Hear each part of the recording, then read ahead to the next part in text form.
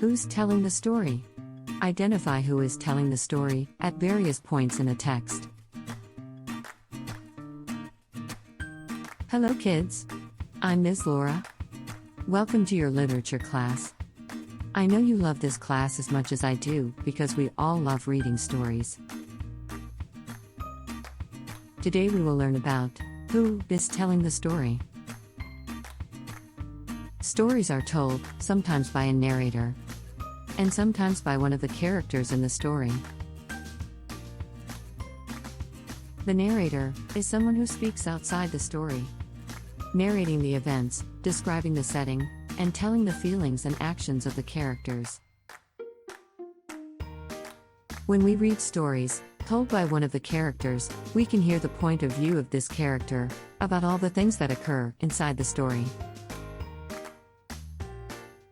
We can observe some clues and details while reading to identify who is telling the story, if it is the narrator from the outside or a character inside the story.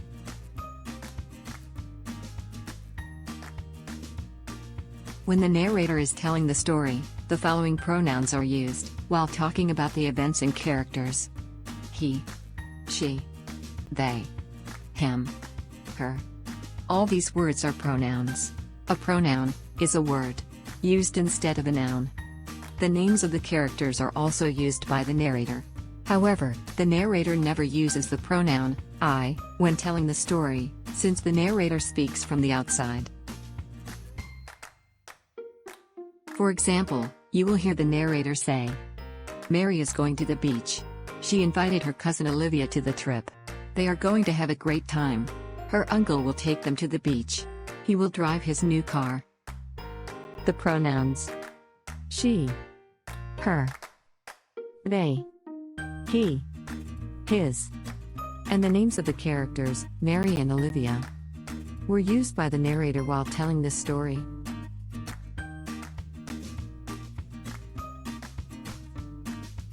When one of the characters is telling the story, we can hear the words I, my, me, we, our, us, while talking about the events and characters. For example, you will hear the character who tells the story say something like this: "I was waiting for the teacher to read my story. I wrote about the dog my grandfather gave me on my birthday party." The words I, my, me were used by the character while telling the story. Let's read a part of the story. Hippo wants to dance. To identify who is telling the story. Hippo wants to dance. She rolls into the river and splashes her arms and legs. So let's see here, who is telling the story? The character or the narrator? The name of the character, Hippo, is mentioned.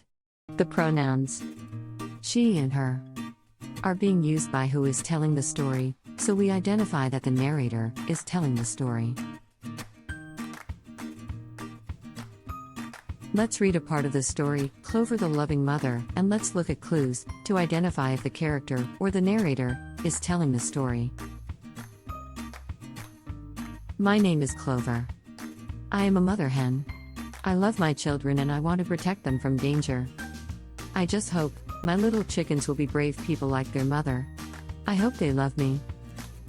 The pronouns I, my, me are being used by who is telling the story, so we identify that the character, Clover the mother hen, is telling the story.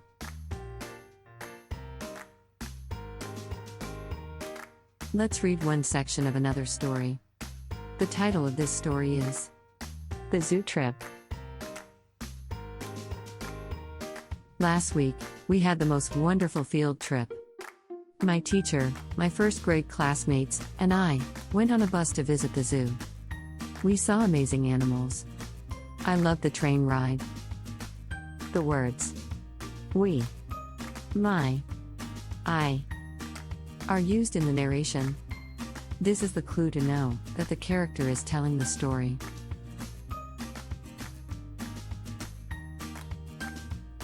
Let's read part of the story, Pablo and the Soccer Ball. Pablo loves playing soccer.